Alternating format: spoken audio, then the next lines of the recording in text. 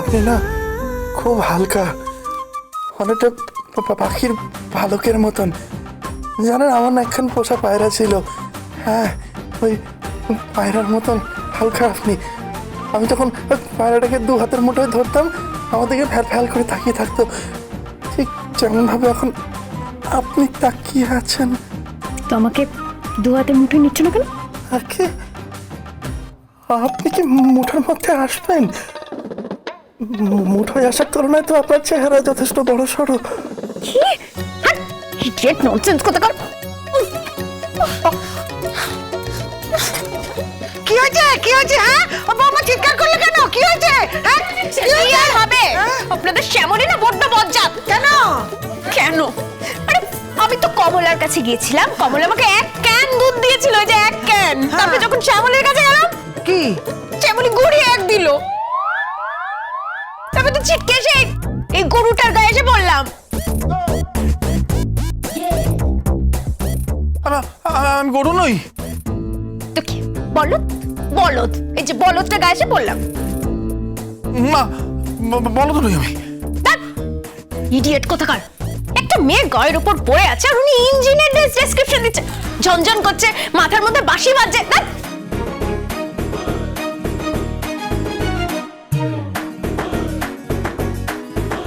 আরে বাবা, কি হয়েছে রে? তোর গায়ে মুখে দুধ কি করে পড়লো?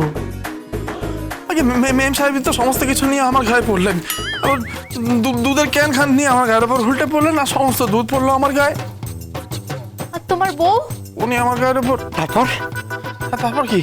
তারপর উনি আমার দিকে তাকিয়ে, আমি ওনার দিকে তাকিয়ে, উনি আমার দিকে তাকিয়ে, আমি ওনার দিকে তাকিয়ে, উনি আমার দিকে তাকিয়ে, আমি ওনার দিকে তাকিয়ে।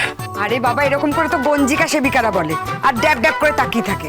হ্যাঁ গো পিসি, ওই রকম নেশার মতোই লাগছিল। তারপর আমি যেই বললাম যে আমার শরীর খান ঝনঝন করছে, মাথার মধ্যে পুঁ পুঁ করে বাঁশি বাজছে মনে হচ্ছে, অমনি উনি আমাকে ট্রেনের ইঞ্জিন বললে দু ঘা দিয়ে চলে গেলেন। এইটারে দিয়া না কিচ্ছু হইব না, কিচ্ছু হইব না এইটারে দিয়া। তবে হ্যাঁ, একটা কথা মনে হইতাছে। কি? বসন্তকাল আইয়া পড়ছে। বসন্তকাল? এই গ্রীষ্মকালে বসন্ত কি করে আসবে? এখন তো কাল বৈশাখীর সময়। হ্যাঁ, এই কাল বৈশাখীর সময় বসন্ত করতে আসবে? না গো, কাল বৈশাখের সময় না বসন্ত আসে। হ্যাঁ, ওই আমাদের গায়ে যে দিদিমণি আছেন না পড়ান, উনি একদিন বলেছিলেন, ফুল ফুটুক না ফুটুক, আজ বসন্ত। হ্যাঁ গো, ফুল ফুটুক না ফুটুক, আজ বসন্ত। গঙ্গার কি হয়েছে বলো তো? কি জানি, বুঝতে পারছি না তো। ছেলে আমার বুঝতে পারে না, ও সহজ সরল সাদাসিধে তো। আমার মনে হয় কি প্রেমে পড়েছে। কার প্রেমে পড়েছে গো? আমি জানতাম, আমি জানতাম। ওই ওই মন্ডল বাড়ির মাইয়াটা তো। না না, তাইলে তাইলে ওই গ্রামের পুটিরানি আছে। আহা না, তবে আমাদের বৌমার ঘরে বউ থাকতে বাইরে কারোর সঙ্গে প্রেম করবে কেন? যতগুলো আহাম্মক কোথাকারে।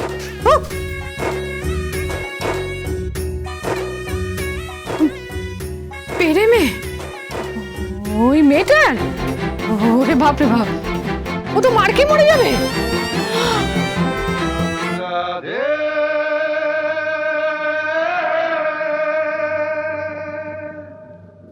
তোমার গলায় আমি অন্যরকম সুর শুনতে পাচ্ছি। আমার মনে হচ্ছে তুমি গঙ্গারামকে পছন্দ করা শুরু করে দিয়েছো। Ganga, I love you. এই 30 দিনের চুক্তি শেষ হলেই তো তুমি আমার বাড়িতে চলে আসবে, আমার কাছে চলে আসবে। গঙ্গারাম নিজে কথা দিয়েছে, ও নিজে দাঁড়িয়ে থেকে বিয়েটা দেবে, বিয়েটা দেবে। রাধে মনটা রেখে এলি বল কোন মথুরায়, রাধে মনটা রেখে এলি বল কোন মথুরায়।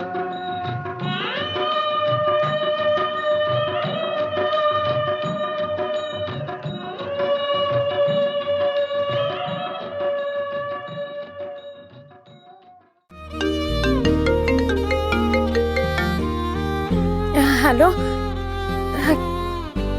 ও সুইটি, হ্যাঁ ও তুমি এসে গেছো?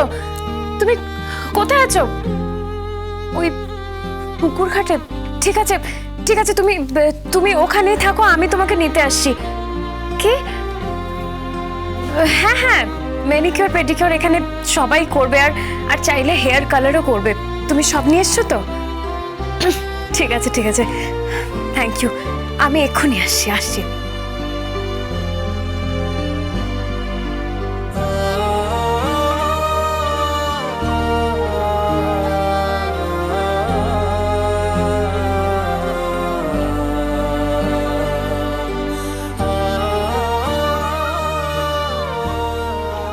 এই বাড়িটা আর শুধুমাত্র 7টা দিন,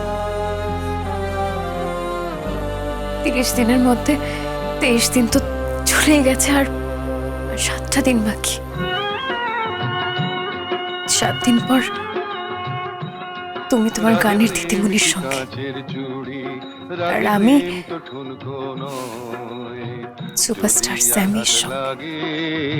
ভাঙবার নেই কো ভয়, রাধে প্রেম কি কাঁচের চুড়ি, রাধে প্রেম তো ঠুনকো নয়, যদি আঘাত লাগে ভাঙবার নেই কো ভয়, নাইবা রইল কাছে কাছে তোরি বধু তোরি আছে, নাইবা রইল কাছে কাছে তোরি বধু তোরি আছে, কালা যে লুকিয়ে আছে নয়ন তারায়, তারে একবার মন দিলে হায় রে, তারে একবার মন দিলে হায় রে, আর কি ফেরানো যায়, রাধে মনটা রেখে এলি বল কোন মথুরায়, রাধে মনটা রেখে এলি বল কোন মথুরায়, রাধে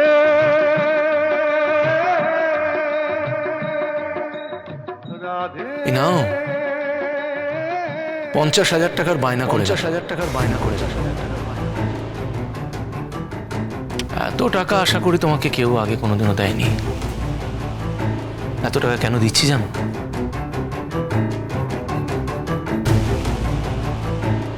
ফিফটি % হলো তোমার বাজনা বাজানোর জন্য,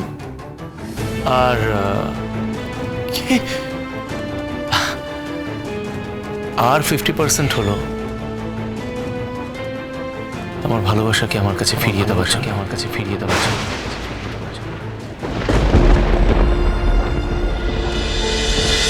গঙ্গারাম গঙ্গারাম গঙ্গারাম